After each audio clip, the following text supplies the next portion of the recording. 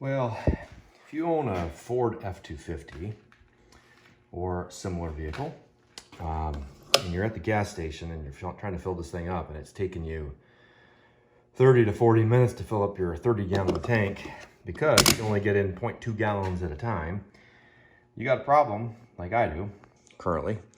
And my objective here today is to try and fix this problem by replacing the charcoal evaporator that is one of the parts of the evap system in this truck. So I have a 2015 Ford F-250. There may be similarities to your vehicle, but specifically today I'm going to be talking about replacing the charcoal evaporator in this vehicle. Just to let you know, I am not a mechanic, I'm a dentist, but when I see stuff that can be fixed pretty easily, I'd rather do it myself. So sometimes it works out. We have the part here. This is a Motorcraft authentic part. There's your part number for this. I think it would be 2012 through 2016 F-250. I can only speak for the gasoline because that's what this is. This is a 6.2 liter gasoline vehicle. So here's the canister that we're going to be replacing today. And I'm going to show you how to do that. This one was ordered from partsgeek.com, and in late 2022, that part was about 120 bucks or so. So just kind of give you an overview. This part sits underneath the spare tire, underneath the bed, and it's this part right up here. So it sits in here sideways. Just to get you oriented here, the inputs to the evap are 4, and it looks like there's 2, actually 3 that go to the fuel system, and then there's one that's electrical hookup to it. So what you need to do is you need to drop your spare tire, which I've already done, and check your owner's manual to see how to do that. There are 4 bolts that hold this part in place, 2 of them on the frame rail. There's one there that I've already taken out, one right here that I've already taken out, one right there, and one right there. Next step is going to be to detach the 4 attachments. There's one red, one blue on top of that, a fuel attachment in the middle, and then electrical attachment. I'll show you that on the part above. So things you will need for this to be a success, well, I don't know yet because I haven't done it, but what I have here is right now it's very cold outside, and I let this thing thaw out. There was snow packed up underneath there. So if you do live in the north and you want to get into preferably if you want to have a good day, you want to get into a warm spot to work on it.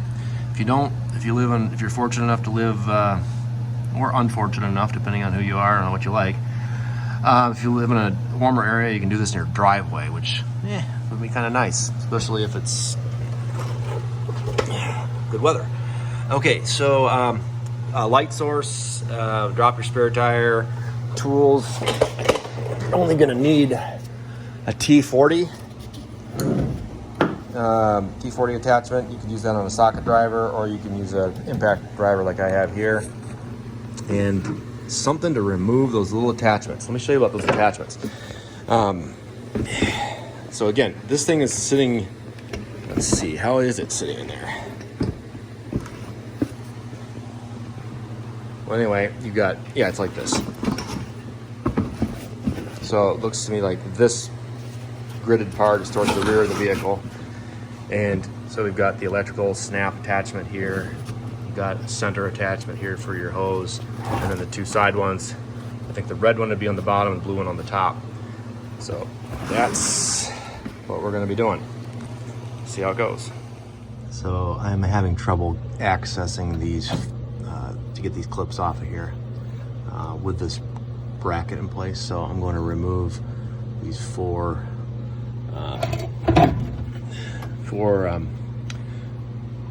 bolts there with little tiny bolts. They're 8mm, it looks like 8mm attachments. So I'm going to take one of these off now. We're going to see.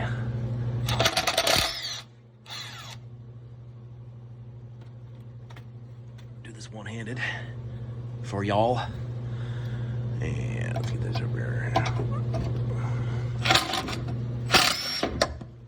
Watch out for flying bolts. Okay, these other two are a little tougher to get at, and then I'm gonna cut the camera, but I'm gonna get these other two off here, and I'll be able to access those other pieces parts up there to take off those snap fittings. All right. It appears that is the way to do it, because now I've got access to my snap fittings that I did not have before. So looks like that might be the way to go. So taking the holding bracket off, it definitely was a good idea. Yes, because I have easy access to getting the electrical connection, which again is just a push. You got to push on it, and the top vent tube just popped right off. These two, however, are a little sneakier. I'll be honest with you, this is probably one of the hardest parts of this whole project, is getting these little snaps off, unless you've got the right tool. I'm going to be using this Milwaukee vice grip that I have. It's got like a little edge to it, so I adjusted it just right. So you want to snap these two. I've already got this blue one off, so I wanted to just show you, because there's just a lip there, and you need to use that tool to push it on both sides of that blue, and then also the red to pop that off. Otherwise, it's kind of a nightmare. Now, I have not taken the red one off yet, so I'm going to try doing that and videoing at the same time, which is always a YouTuber's challenge. Oh no, I hope it didn't break. I don't like the sound of that. It might have just been all sound. But anyway, I'm going to set my camera down here. I'll show you when I got it. But you want to get something that pushes in on the red side, on both sides of it. And you need something with a little lip. And I previously had mentioned using a screwdriver. That would be impossible. So something that squeezes both sides of the red and allows you to release the fitting. I'll show you when I get it off. So I did get it off nicely, and it just dropped right off. So just again, I'm not a mechanic, but when you shake this thing, it's making a sound like the charcoal is saturated. And again, that's speculation on my part versus the new part, which, you know, is very quiet. So I think, and again, I don't know what I'm doing here, but I think this is full of carbon or charcoal. And if I overfill, or the vent tube gets fuel in here, this gets saturated and then no longer is doing its job. And maybe even the vent tube gets full of junk. So I'm going to check my vent tube as well, make sure that air passes through it. So in a moment I'll do that, and then get this new part put on there and get on the road, hopefully. All right, let's get our new part on there. Again, vent tube. And I checked that I disconnected this vent tube all the way up here, and was able to just get a little liquid out of it. I don't know if it was gasoline or moisture, but that's where that connects up there. And so we're gonna get these 4 attachments back on and get this thing reattached. Okay, now let me save you a little trouble. I had some problems getting this thing in place, so let me save you some trouble. I hooked up the electrical connection here and did not hook up any of the other 3 connections. It's basically impossible to get this thing in position. So what you're gonna need to do is take the driver's side part, put it up there. There's a little tab here, stick that in the spot. So that these two pieces right here are keeping us from getting in there. So I'm gonna have to try to get those up there first, and then bring it back, and then slide it into position. So there's your tip of the day.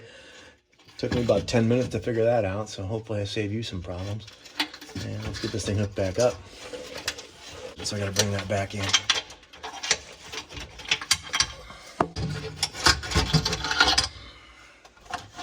Yeah, that thing right there. That's gotta stay in position. Otherwise you will not get it. Now keep in mind, again, the blue one goes on the top. There's a, let's see, there's a red one here too that stays at the bottom, so we're gonna need those in a minute. So we'll try this again.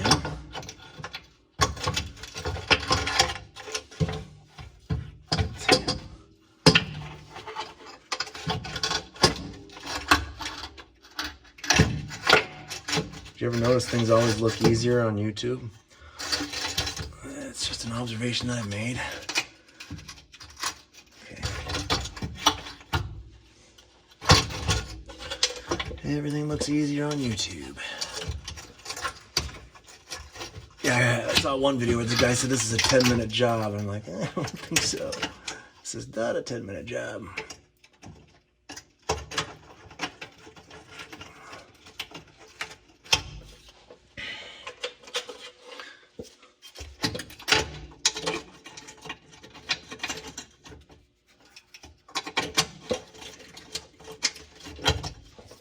Let's see if this thing's even.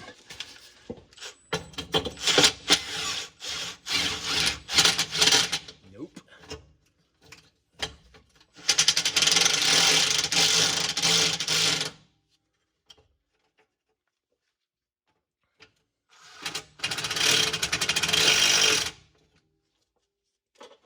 Okay, I'm not tightening them all the way yet. I'm gonna make sure that these over here on the driver's side on the frame rail fit.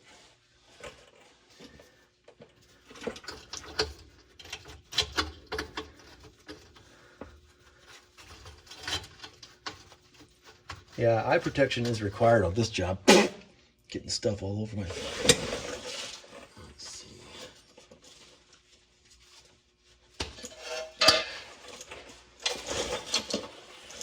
Of course, then you always got the missing bolt.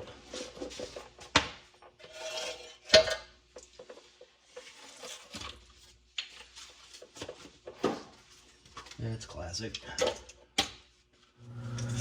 Okay, after about a 10-minute search, I found my little bolt that I was missing. Contemplating just skipping the bolt. Ended up being inside there on the floor. I don't remember that falling in there, but hey, whatever. So anyway, we got those four. I just got to tighten those up. Be sure that when you snap those fittings back on, and they will go on very nicely, that you hear a little pop, a little click. And make sure your vent tube is connected and also not disconnected. Up above here there is a little connector as well, so to be sure everything's all connected. Tighten these babies down and then put your spare tire back up, and hopefully you can fill your vehicle with fuel and save yourself a lot of time.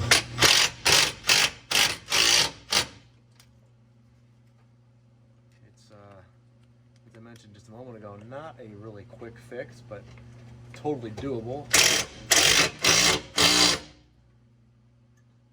And